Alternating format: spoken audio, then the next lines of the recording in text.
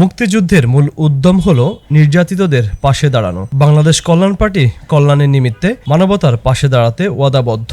মুসলিম মহাবীর উদ্ধার করে হাতে নিতে হবে সম্পদ সভ্যের। 7 জুলাই রোববার সকাল 10টায় রাজধানীর প্রেস ক্লাবে বাংলাদেশ কল্যাণ পার্টির উদ্যোগে ফিলিস্তিনিবাসী আপনাদের পাশে আমরা আছি এই শিরোনামে আয়োজিত সেমিনারে প্রধান অতিথির বক্তব্যে বাংলাদেশ কল্যাণ পার্টির চেয়ারম্যান মেজর জেনারেল অবসরপ্রাপ্ত সৈয়দ মোহাম্মদ ইব্রাহিম এসব কথা বলেছেন। বাংলাদেশ কল্যাণ পার্টি কল্যাণের নিমিত্তে মানবতার পাশে দাঁড়াতে ওয়াদাবদ্ধ, তার বহিঃপ্রকাশ আজকের এই আলোচনা সভার মাধ্যমে করার প্রয়াস পেয়েছি।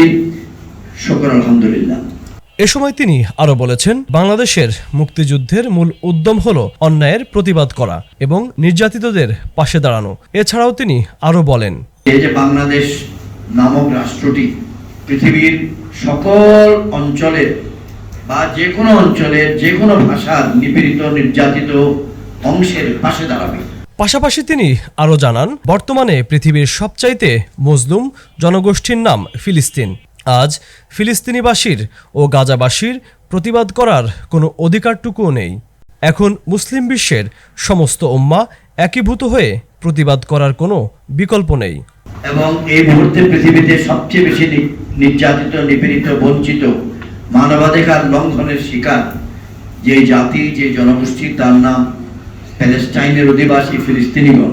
পার্টির মহাসচিব আব্দুল আওয়াল মামুনের সভাপতিত্বে এবং আলী হোসেন ফরায়েজির উপস্থাপনায় পরিচালিত সেমিনারে মূল প্রবন্ধ উপস্থাপন করেন বিশিষ্ট লেখক ও গবেষক আসাদ পারভেজ। আমরা মাননীয় প্রধানমন্ত্রীকে ধন্যবাদ জানাই, আওয়ামী লীগকে ধন্যবাদ জানাই। গার্ডস নিয়ে বলতে পেরেছেন আমরা ফিলিস্তিনের পাশে আছি। অন্যান্য রাজনৈতিক দলের কি অবস্থা? মেজর জেনারেল সৈয়দ মোহাম্মদ ইব্রাহিম বীর প্রতীক বলতে পেরেছেন আমরা ফিলিস্তিনের পাশে আছি।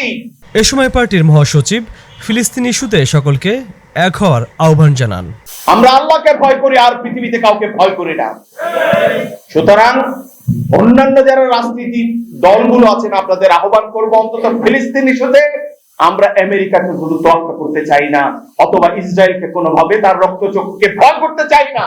প্রবন্ধের সারাংশের আরবি অনুবাদ করে শোনান ডক্টর রিয়াজুল ইসলাম ও মুফতি রাশেদুল ইসলাম আজহারি। ফানাহনু আহাদু বিমূসা মিনাল ইয়াহুদুল মাগদুব আলাইহিম ওয়া আহাদু বিঈসা মিনান নাসারাদ দাল্লিন।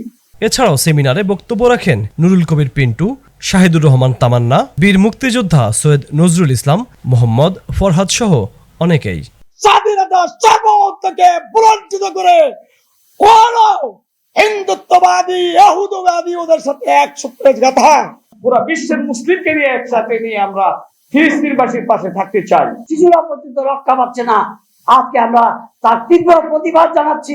এ সময় বক্তারা আরো বলেন, জবানে বলে থাকি ইসরায়েলের বিরুদ্ধে, ইহুদিদের বিরুদ্ধে আছি, কিন্তু তলে তলে আমরা তাদের সাথে তাল মিলিয়ে মুনাফিকি আচরণ করছি। কথা ঠিক কিনা বলেন?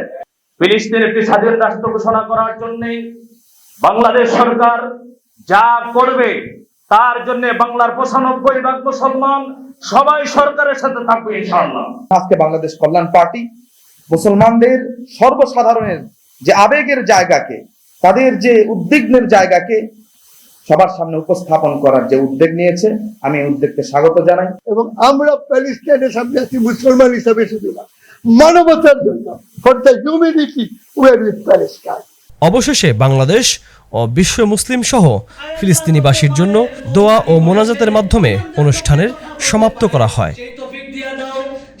শামীমুজ্জামান বিশাল, ঢাকা নিউজ, ঢাকা, বাংলাদেশ।